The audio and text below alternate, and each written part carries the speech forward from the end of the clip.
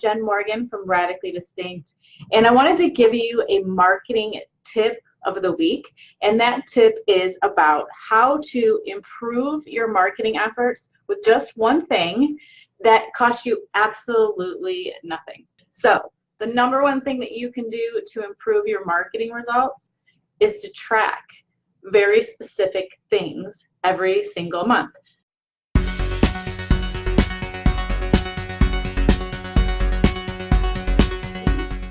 Leads.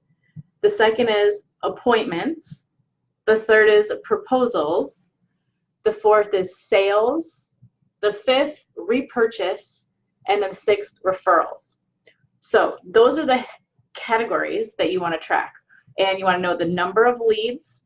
You want to know the number of appointments from that lead list, the number of proposals that you made from those appointments, and the number of sales. And so what happens is you have a number. So I'm going to give you my metrics from last month.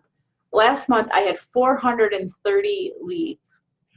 Of those 430 leads, 29 of them became appointments with me to talk to me about their business, right? So that's a 7% conversion rate based on 3 touches, which is very good. So 430 leads, 29 appointments. Of those 29 appointments, 12 of them moved to a proposal, right? They were qualified to buy from me and they were ready to move forward and wanted to work with me. So of those 29, 12 became proposals, and of those proposals, 4 became sales. So what I'm tracking here is the numbers, but then also the conversion rate, each one, right? So my leads, 430 leads, 29 appointments, and then 7%. So 7% of those leads became appointments. Now, how do you figure out that math? You do 29 divided by 430, and that's how we get 7%, okay? So then when we move to proposals, right, you're going to have less people as you go along. You're going to have a big bunch of leads, and you're going to have a smaller but bigger number of appointments and an even smaller number of sales. And then ideally you have these customers repurposing. So that's your whole customer life cycle. And you want to know both the numbers and then the percentages so that you can figure out, okay, looking at mine from last month, 7% of my leads became appointments, 41% of those appointments became proposals, and 33% of those proposals became sales. So when I read those, I say, okay, actually I'm doing pretty good on my conversion rate for sales. So I think that my ability to sell and to make an offer is good. When I look at these numbers, I have to identify, okay, where is it that I could use the most help?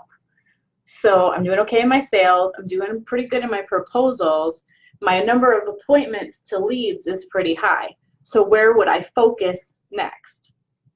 This is how you use your numbers to improve your marketing, and all it requires is a spreadsheet where you put leads, appointments, proposals, sales, repurchase, and referrals, right? That repurchase and referrals is your back of your funnel.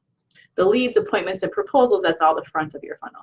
So once you're able to track those numbers, you're able to associate a percentage that moves along that rate. And then based on where your percentages lie, you can say, you know what, I really need to improve my closing rate, my sales process. Or it seems like I might have more people that could be interested in talking to me in my lead bucket, and I'm doing pretty good through the rest of my customer acquisition process. So I hope that this was beneficial to you, and if it was, please leave me a comment. And if you enjoyed it, please share it with your network. Until next time, my name is Jenn Morgan, and this is Radically Distinct.